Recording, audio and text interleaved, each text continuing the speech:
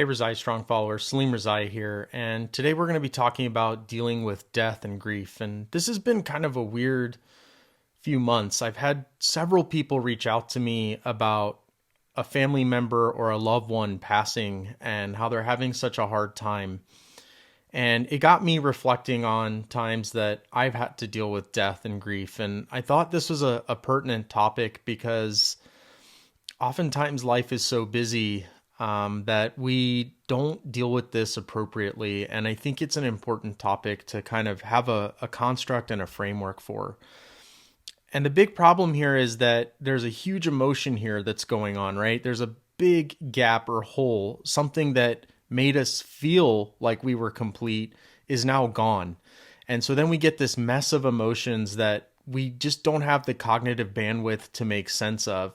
And a lot of us deal with this in different ways. The problem is that if we don't deal with it, ultimately, this can have physical manifestations as well as the emotional manifestations that come with it. And in my reading on dealing with grief and death, now this is not a complete list, but these are the two main strategies that typically get used. There's an attention strategy and then there's a cognitive strategy. So let's go through each of these one at a time. So the attention strategy can use one of these three or any mix of these three, and that is suppression, distraction, and compartmentalization. So what is each one of these things? So suppression is where we kind of numb the pain, right? This is where we use drugs, alcohol, some chemical or something to kind of make the pain go away. Obviously not healthy, not recommended, but it is a strategy that is frequently seen and used. Distraction, on the other hand, is where we overload our mind with something that distracts it from whatever emotion or pain that we're having. And that's usually in the form of work or exercise, or kind of the two most common. And you're basically just kind of pushing the pain away, but overloading your brain with something else. And then compartmentalization is something that is a form of suppression that doesn't use drugs and alcohol, but basically lets us tuck away whatever emotion we're having because we don't have the mental capacity. So let me give you an example. I'm working in the emergency department. I have a patient that comes in with cardiac arrest. I do everything in my power to save that patient, and unfortunately, it's not successful. Now, in the meantime, while I was dealing with that patient, I had another 5 or 10 patients come in also needing my help. And so I have to compartmentalize what just occurred so that I can equally focus on the people that just came in needing my help.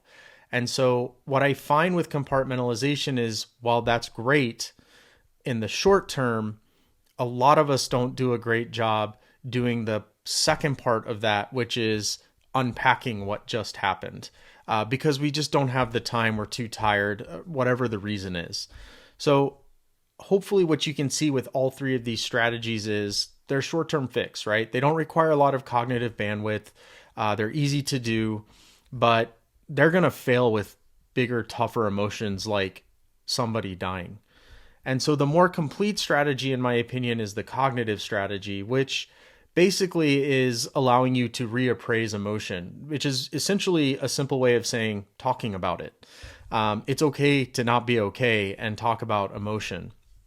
And so the cognitive strategy doesn't just look at our focus on emotion, right? So it says it's okay to do things like suppression, distraction, compartmentalization, although I will tell you suppression in the form of drugs and alcohol, not highly recommended coming from a physician. But that being aside, I think a lot of us do use distraction and compartmentalization, which are probably the healthier distractive strategies. And so it allows you to use those, but it also tells you when it's time to actively engage with whatever emotion or emotions that you're having. And so it's as simple as just talking, which is what I already said. And it could be talking to family. It could be talking to friends. It could be talking to a therapist. Essentially, in talking, what you're doing is you're reframing whatever emotions you're having into something that you can cognitively and mentally deal with for the long term. And this is the long-term strategy that a lot of us don't do, the second piece, which is the reappraising of the emotion, the talking about it. we tend to either distract ourselves or we tend to like tuck it away, but we never bring it out to kind of talk about it. And it does require a lot of cognitive bandwidth. And that may be one of the reasons, but also the other reason is we just don't want to feel pain.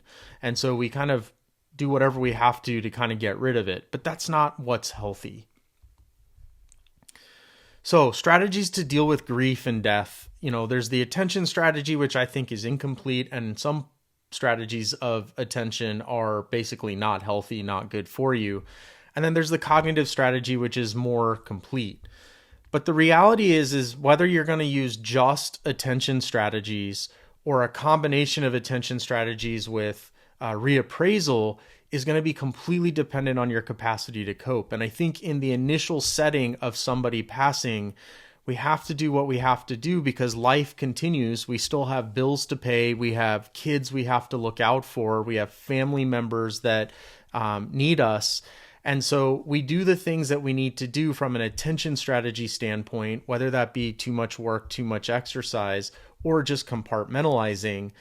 But when we do have those moments where we have the capacity to cope, it is also important to talk and reappraise the emotion. That is the long-term strategy that a lot of us forget to do. I thought this was worth talking about. Dealing with death. I would love to know your thoughts, comments, and questions. I appreciate you guys for following along. And until next time.